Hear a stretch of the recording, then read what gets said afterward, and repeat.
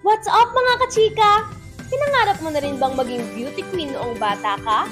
Nais mo rin bang maging katulad nila o naaalala mo pa ba sila? Riza May Tizon! Napanood natin sila sa kauna-unahang children's pageant show sa Pilipinas, ang Little Miss Philippines.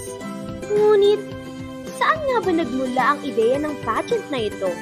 Bago tayo mahumaling sa pageants, hilig na natin ang pagdiriwang sa pinakamagandang mga babae sa paraan ng Santa Cruzan na dala ng mga Espanyol. Fast forward sa early 1900s, naging tampok naman ang Carnival Queen sa Amerika na nag-lead sa Miss America. Wala pang 5 taon ay sinundan na natin ito sa pagkorona ng ating kauna-unahang Miss Philippines sa Manila Carnival. Matapos maging sikat ng iba't ibang pageantry dito sa ating bansa, di kalaunan ay nagkaroon na rin ng para sa mga bata at naging televised pa ito. Ngunit, kailan nga ba nagsimula ang ganitong mga palabas sa telebisyon?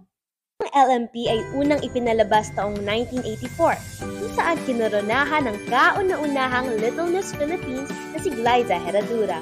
Alam niyo rin bang maraming sumaling kilalang artista rito noong mga panahong ito?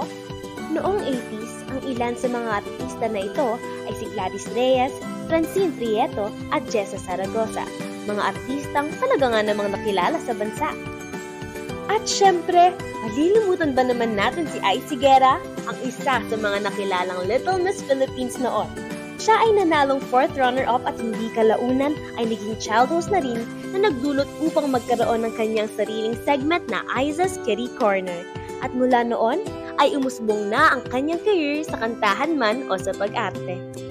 Hindi maitatanggi na litaw ang influence ng ibang bansa sa LMP. Ang mga gamit na kanta sa pagsasayaw o pagkanta ay mula sa mga foreign artists, gaya ng Who's That Girl by A Flock of Eagles,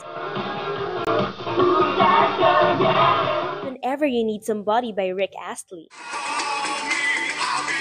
Bagamat maraming impluwensya ang makikita sa Little Miss Philippines noon, lalo na sa paraan ng pananalita ng mga bata kung saan ito ay Ingles. Don't leave this world without any trace to remember by.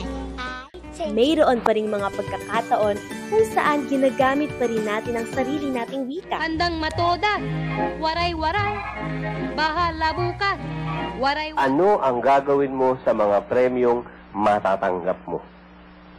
Ano po, ilalagay ko po sa mga bulsa. Kaya masasabi na mayroong paghahalo-halo ng kultura sa ating bansa na tanaw sa LMP. Escort. Escort. Hindi rin mawawala ang mga escorts noon, kung saan may mga batang lalaki na umaalalay sa mga batang babae sa paglakad papuntang stage. Ang pagkakaroon ng male escorts ay nagpapakita na kahit hindi na bagong konsepto ang feminism sa bansa, patuloy pa rin ang patriarchal na pag-iisip at ang traditional gender norms, kung saan nakadepende ang mga kababaihan sa kalalakihan. Patuloy ang pagkakaroon ng ganitong segment sa Itbulaga, kung saan sa usaping talino at talento, bata ang bida. At patuloy pa ito ng ilang dekada. Marami pa tayong aabangan at matutuklasan sa susunod na kabanata. Kita-kits mga kachika!